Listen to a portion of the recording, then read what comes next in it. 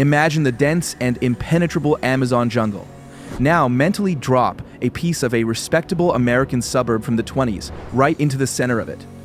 Henry Ford was an industrial genius and the king of the assembly line. He had a simple dream. He wanted to control every single screw in his cars. He owned coal mines. He owned glass factories. He owned ships and railroads. But he had one big problem. It was rubber. In those years, Britain held a tight monopoly on rubber. The British grew it in their Asian colonies and dictated prices to the whole world. Ford hated depending on anyone. He hated the British monopoly even more. So he decided to make a power move. He decided to grow his own rubber, and he was going to do it in Brazil. The Brazilian government was delighted with the idea. They gave Ford a huge chunk of land. This plot was the size of the state of Connecticut. Local officials rubbed their hands in anticipation of dollars. Ford named this place Fordlandia. It was supposed to be the ideal society, a utopia in the jungle, a place for the triumph of capitalism and Protestant ethics. But nature had its own opinion, and that is exactly why you would not have survived there. Let's start with the arrival. You step off the boat after a long journey down the Tapajós River. The first thing that hits you in the face is the heat. This isn't just warm sunshine. This is the humid and sticky heat of the rainforest. It wraps around you instantly. Your clothes stick to your body within a minute. You try to breathe. The air feels heavy and dense. But Henry Ford did not believe in adapting to the climate. He believed in standards, American standards. You look at your new home. You expect to see a hut with a thatched roof or something open to the wind. Locals had been building such houses for centuries. For a reason, they knew the secrets of ventilation. But you work for Ford, so you see a neat row of white houses. They look exactly like worker housing in Michigan. They have a porch. They have screened windows. And the scariest part, they have metal roofs. Iron under the equatorial sun heats up instantly. Inside such a house, the temperature becomes unbearable. Your home turns into an oven. You go to bed and feel like a turkey on Thanksgiving. The walls hold the heat all night long. There will be no coolness. Next comes your work schedule. You are used to a rhythm of life in harmony with nature.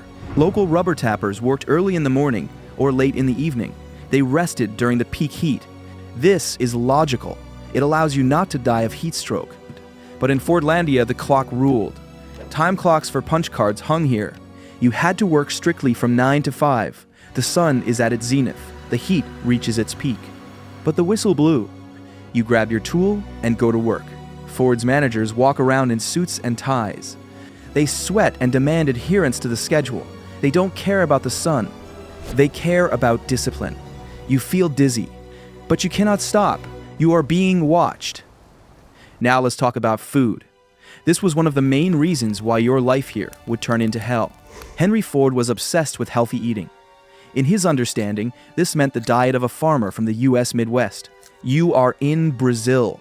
There is fruit everywhere. The river is full of fish. Locals are used to beans and cassava. But in the Fordlandia cafeteria, the menu was different.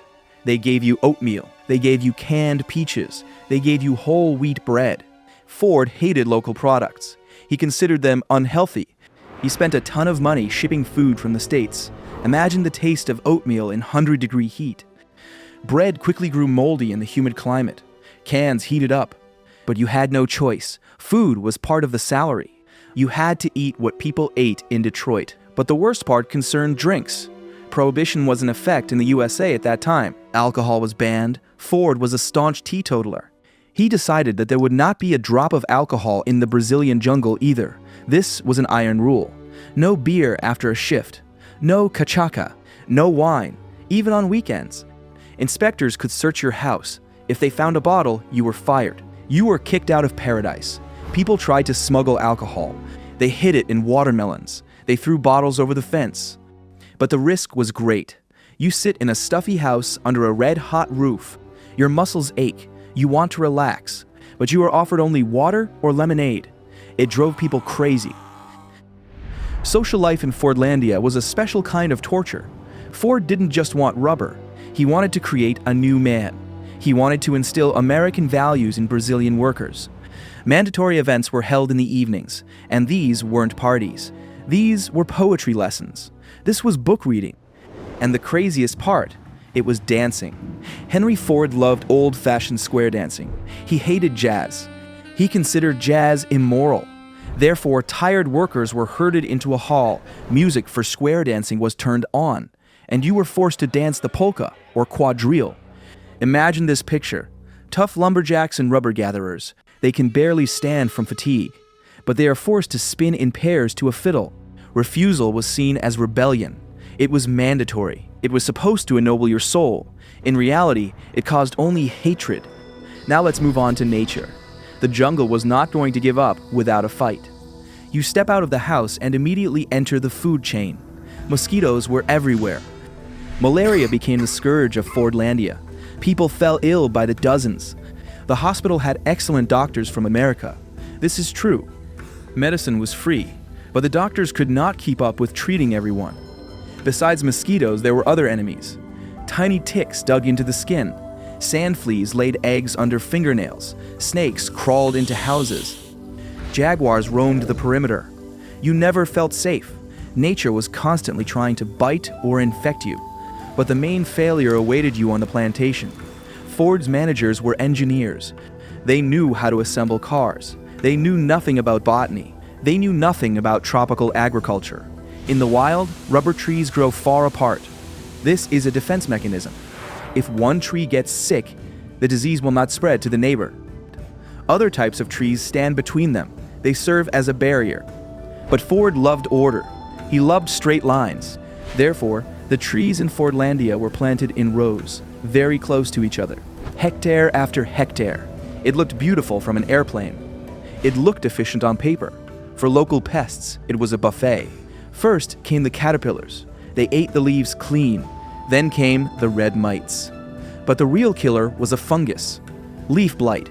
In a natural environment, it attacks one tree and dies down. Here, it received ideal conditions. Fungal spores flew from tree to tree in seconds. Moisture and lack of wind between the dense rows helped the disease. The trees began to die. They shed their leaves. They stopped giving sap. Engineers tried to fight. They sprayed everything with chemicals. Nothing helped. The whole forest turned into a graveyard of dry trunks. You worked for nothing. You planted these trees under the scorching sun, and now they stood bare and dead. Let's go back to your daily life. The town leadership consisted of Americans. They lived in a separate zone. They had the best houses. They had the best food. They called this area Avenue Via, and you lived in a workers' quarter. The gap between you was huge. The Americans did not speak Portuguese. You did not speak English. They gave orders with gestures or shouting. This created tension. You felt like a cog in a machine that had broken down. You saw managers playing golf on a specially built course, and you were not even allowed to drink a beer. Discontent grew every day. You were also forbidden to interact with women if you were not married. Ford wanted to see only exemplary families. It was hard for single men. But the market solves all problems. A settlement sprang up a few miles up the river.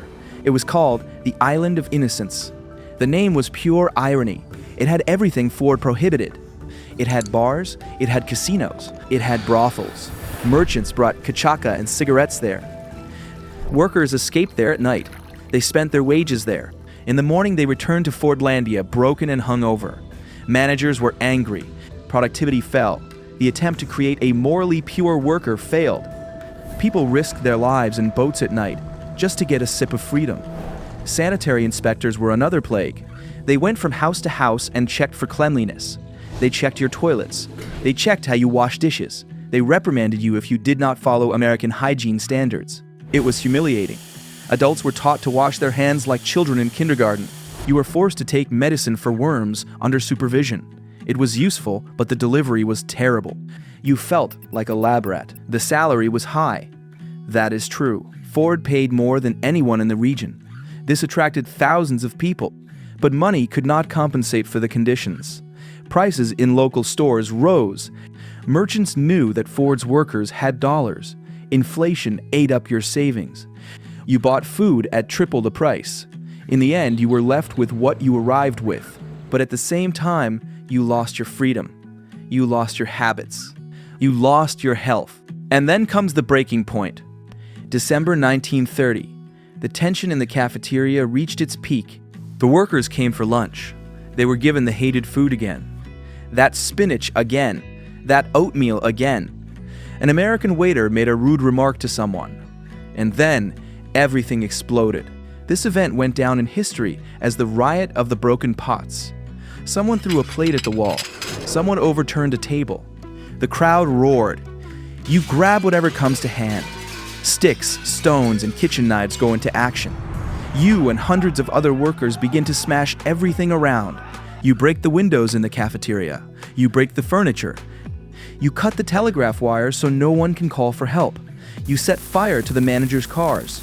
Those very Fords that you were supposed to worship. The managers run to the river in panic. They jump into boats. They sail to the middle of the river and watch their utopia burn. The city now belongs to you. The Americans are hiding in the jungle. You feel the sweet taste of revenge and the taste of normal food that you finally looted from the warehouse. But the riot could not last forever. The managers called the Brazilian army. Soldiers flew in on airplanes. Order was restored. The ringleaders were fired. Some were arrested. But the dream was broken. The atmosphere in the city changed forever. There was no more trust, and most importantly, the rubber never flowed like a river. The trees continued to die. The fungus won completely. Henry Ford never once visited Fordlandia. He only saw it in photographs. He invested millions of dollars in this project. Today, that would be hundreds of millions. He built a hospital that was better than in many US cities. He built a school. He paved roads. He conducted electricity. But he ignored the main thing. He ignored human nature and the laws of biology. He thought that money and the assembly line could subdue the jungle. He was wrong. Life in Fordlandia was a struggle with the heat, a struggle with insects, a struggle with ridiculous rules. You would feel like a stranger in your own country. You would be forced to live someone else's life. You would be deprived of small joys for the sake of a great goal that turned out to be a dummy. You would watch caterpillars devour your labor. You would dance the quadrille by force, cursing everything in the world. And in the end, you would understand one thing. An ideal city on paper can become a prison in reality. The jungle always wins. Metal rusts, concrete cracks, and the forest takes back its own. In 1945, Henry Ford's grandson sold the land back to the Brazilian government. The price was laughable. The project was closed. The Americans left. They left behind empty houses, rusty water towers, and fire hydrants sticking out of the grass. People live there now. They live in those very houses. But now there is no schedule. There is no ban on alcohol. There are no mandatory dances. Life simply flows there. But in 1928, you would not have survived there. You would have either died of malaria or gone mad from boredom and oatmeal.